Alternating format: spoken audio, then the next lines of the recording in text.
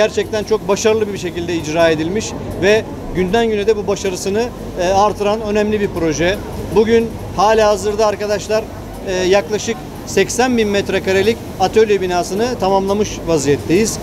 Ayrıca yaklaşık 10.000 metrekare burada işçilerimizin çocuklarının okula gidebilmesi için, eğitim görebilmesi için ve diğer sosyal faaliyetler için de ayrılmış anaokulu, sosyal donatılar mevcut. 10.000 metrekare yaklaşık. Ayrıca şu an merkezde devam eden 45.000 metrekarelikte devasa büyük bir bloğumuz daha var. Halihazırda arkadaşlar 4 tane işletmemiz yaklaşık 1,5 yıldır faaliyetlerini sürdürüyor.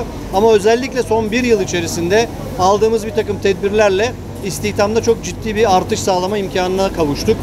Ayrıca geçtiğimiz 1 ay içerisinde elimizde olan 2 tane atölyemizi daha 5.000'er metrekarelik 2 yeni işletmemize tahsis ettik. Onlar da son hazırlıklarını tamamladılar. Yakında inşallah faaliyete başlayacaklar.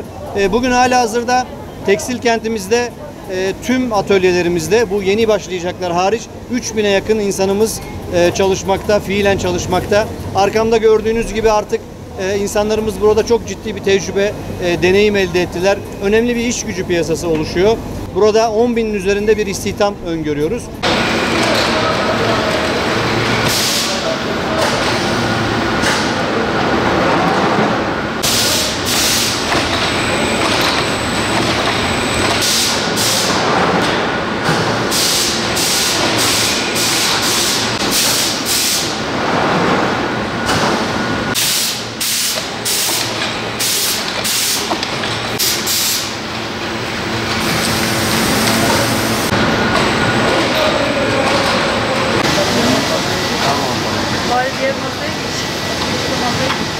Şu anda bulunduğumuz bina bu yıl Mayıs ayından itibaren hazırladığımız 36.000 metrekarelik 5.000 kişilik kapasiteye sahip olacak binamızdır. Diğer fabrikada 1000 kişiye kadar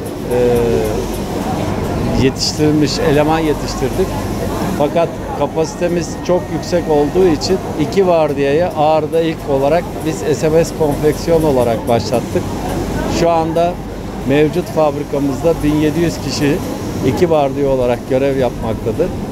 Dünya markalarına çalışıyoruz. Burada ürettiğimiz her ürün dünyanın düşünebildiğiniz her ülkeye gidebiliyor. Markalarımızın dünyanın her tarafında satışı olan büyük markalara çalışıyoruz.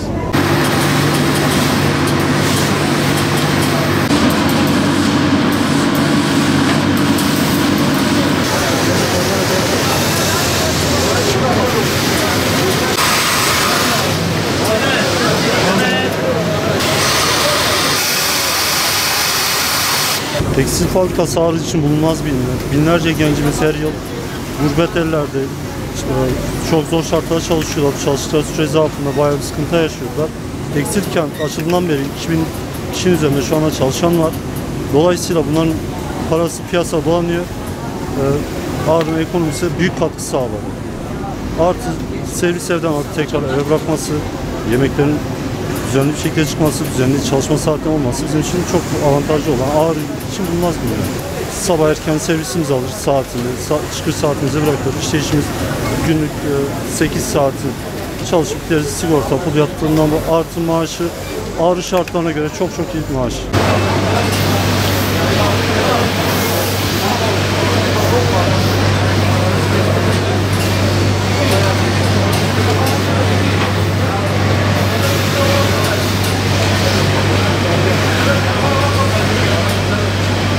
Bu fabrika Ağrı halkı için çok büyük bir ekmek teknesidir.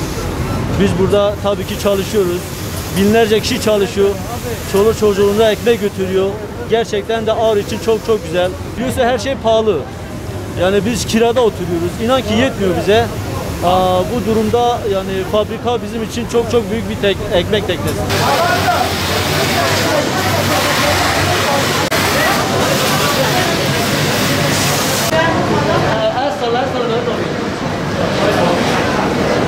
Tekstil bizim için çok faydalı, çok avantajlı. Ben köyden tekstile gidip geliyorum. Normalde başka bir yerde çalışamıyordum çünkü servis sıkıntısı yaşıyorduk, kalacak yer yoktu. Ama şu an servis de çok iyi, bizi götürüp getiriyor. Her şey devletimize ait. Hiçbir sıkıntımız, problemimiz yok yani. Çok güzel.